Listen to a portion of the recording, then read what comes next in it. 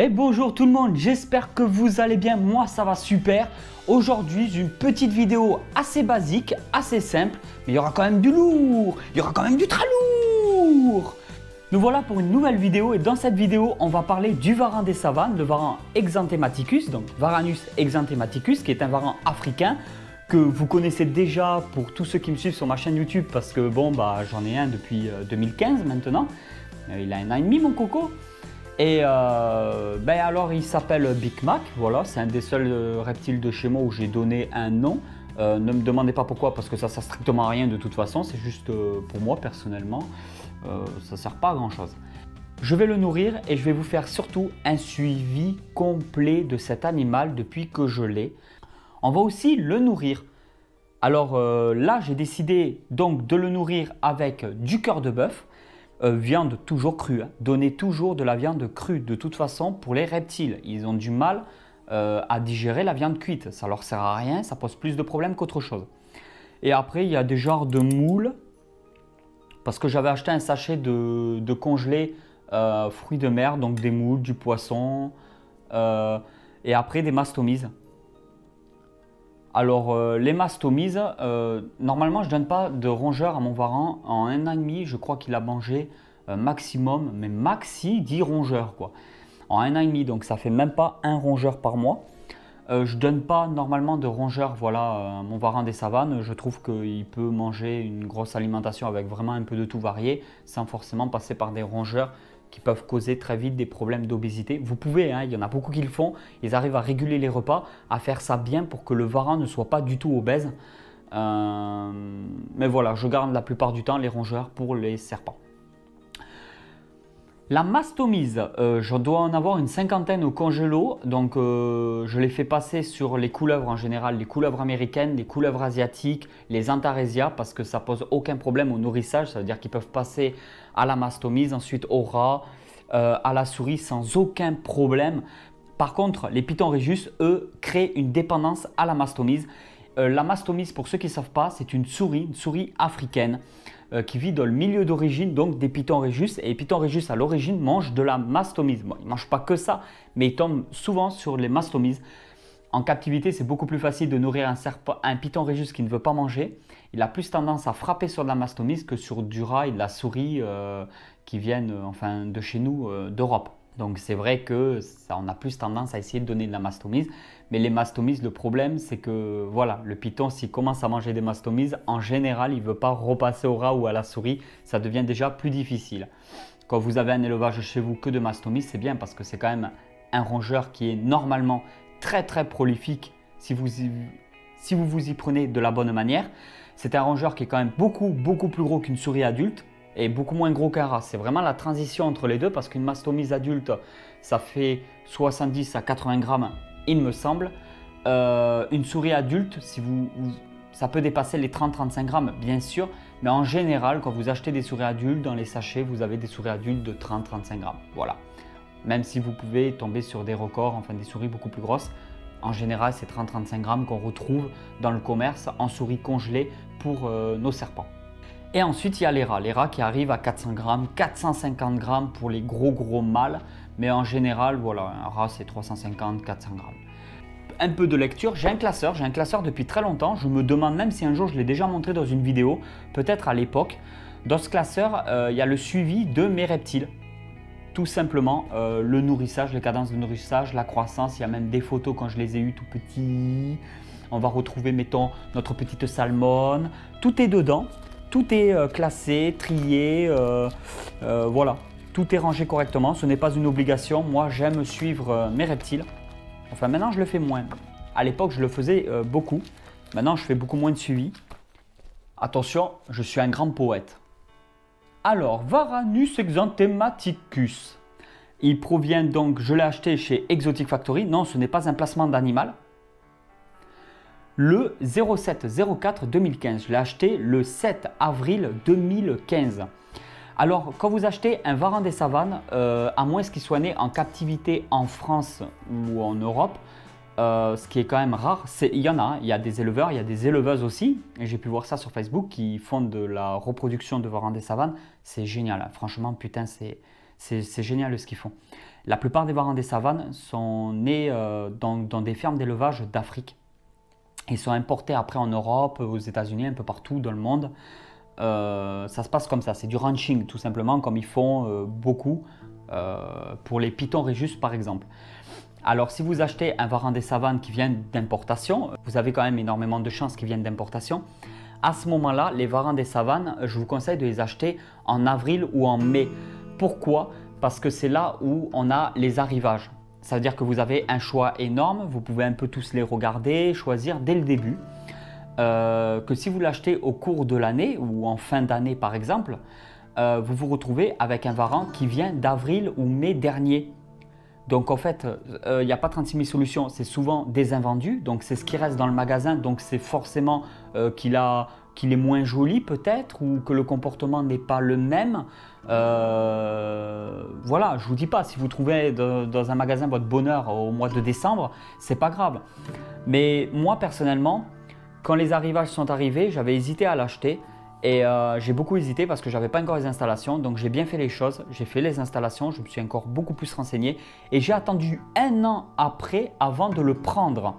Il y en avait en magasin, mais ils avaient déjà une taille plus conséquente, ils n'ont pas forcément été nourris comme moi j'aurais voulu le nourrir, ils n'ont pas le comportement que j'aurais voulu qu'il ait parce que moi je le voulais le plus jeune possible pour vraiment dès le début qu'il ait une interaction, enfin qu'il ait un certain comportement. Je voulais l'habituer à certaines choses et forcément plus l'animal est vieux, plus l'animal est grand et moins c'est facile de l'habituer. À moins qu'il a déjà été habitué bien évidemment. Donc moi je vous conseille d'acheter vos varans des savanes en avril-mai quand il y a les arrivages, à moins que vous trouvez des élevages dans l'année. Putain alors là c'est le top, si vous trouvez de la reproduction en captivité, franchement faites-le foncer. Quand je l'ai acheté, il faisait 12 cm pour 12 grammes. Il l'avait probablement jamais mangé parce qu'il venait tout juste de les recevoir. Et moi, je voulais absolument l'acheter là maintenant, tout de suite. Ils n'étaient même pas encore dans la partie vente, mais ils étaient dans la partie acclimatation. Moi, j'ai insisté parce que je le voulais vraiment là maintenant de suite. Je ne voulais pas attendre une semaine, 15 jours. J'ai pris la responsabilité, je le voulais. Voilà, je savais ce que je faisais. Il n'y a pas eu de problème là-dessus. Je vais vous faire plaisir. Il y aura le lien en bas dans la description de cette vidéo de toutes les vidéos du varan des savanes depuis que je l'ai et depuis que j'ai fait des vidéos sur ma chaîne YouTube. Vous avez toutes les vidéos en bas dans la description de cette vidéo. Donc si vous regardez toutes les vidéos, vous verrez comment j'ai procédé du début à maintenant avec les différents substrats, les différents tests que j'ai pu faire, tout le nourrissage, quand je le mesurais, quand je faisais les techniques d'approche à la pince pour le nourrissage. Vous avez tout ça dans les vidéos en bas dans la description de cette vidéo-là. Donc je vous conseille d'aller voir, de mettre des likes si ça vous plaît et de partager les vidéos pour essayer d'aider le maximum de personnes. La dernière fois que je l'ai pesé et mesuré, il faisait 3 kg pour un peu plus d'1 mètre, 1 mètre 1, 1 mètre 2 à peu près pour 3 kg.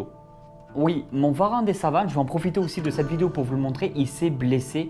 Alors, je ne montre pas que du bien sur ma chaîne YouTube, il faut aussi que je vous montre les côtés négatifs. Il s'est fait une petite blessure, donc il y a quelques écailles qui ont sauté sur la tête, je vais vous montrer ça. Honnêtement, je ne sais pas comment il a fait ça parce que je n'étais pas là. C'est quand je suis rentré que je me suis aperçu qu'il avait des écailles qui avaient sauté et je me suis dit, ben merde alors. Donc je vais acheter un produit, un petit désinfectant pour essayer de voir qu'il n'y ait pas de problème par la suite. Le temps que les écailles reviennent, si ça doit revenir, ça mettra probablement plusieurs années. Mais à mon avis, les écailles ne repousseront pas. Je ne pense pas, ça risque de faire une petite cicatrice ou les écailles du côté risquent de se refermer par-dessus. Je ne sais pas trop, je vais vous montrer ça, ça m'embête un peu, ça me fait chier. Je tiens beaucoup à ce varan. Et bon, bah, c'est une petite marcation pour lui, c'est pas grave du tout. Je crois qu'il s'en fout complet. Mais c'est moi en fait personnellement, esthétiquement, ça fait chier qu'il ait une petite cicatrice. Ouais, j'ai mis une nappe. Et comme vous pouvez le voir, ouais, ça a quand même bien guéri quand même. Mais j'espère que vous allez bien le voir, qu'il a une marque en fait au bout du museau. Il a dû se gratter, se frotter quelque part, sûrement dans sa cachette. Dans sa cachette, il gratte souvent parce que dans sa cachette, les copeaux sont beaucoup plus épais et ça lui permet de s'enfouir comme dans la nature. Donc là, ben, on va directement le nourrir. On commence par un rongeur? Ouh, ça te plaît ça. Voilà. Bon, tu le manges tranquille, tu manges du poussin. Hein. Alors fais pas celui T'es en pleine période de mue. En fait, toi, tu mutes toute l'année. Hein. T'as vu ça? T'en veux un autre?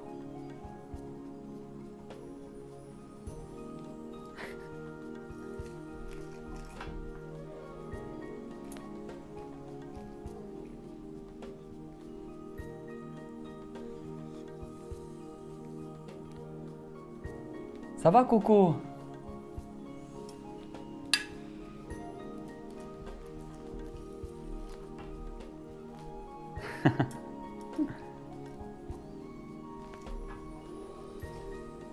Non.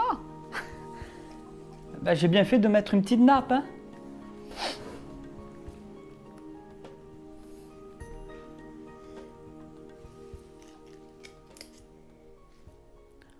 Qu'est-ce que t'as sur la gueule? En fait, tu te mets du sang de...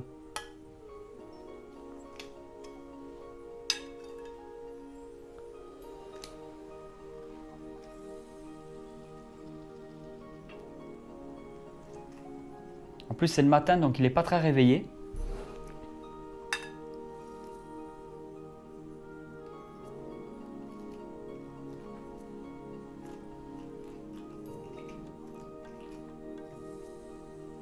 T'es pas doué, hein? Faites toujours attention que la nourriture soit toujours à température ambiante ou un petit peu chaude, mais surtout évitez qu'elle soit le froid, quoi. Évitez vraiment que la nourriture soit froide.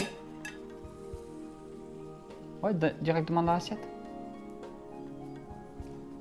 Alors là, c'est le matin, il vient de se réveiller, il était en train de prendre la chaleur, donc il immerge tout doucement. Je filme mes vidéos généralement le matin. Tiens, t'as qu'à manger directement dans l'assiette.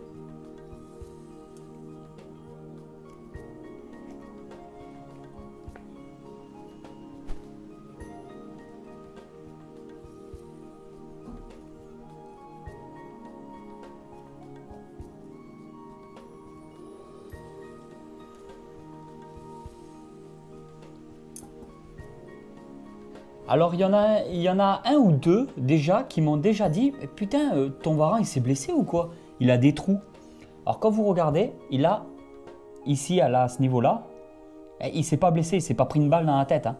Ça c'est uniquement, c'est comme nos oreilles, hein. C'est pour qu'ils l'entendent.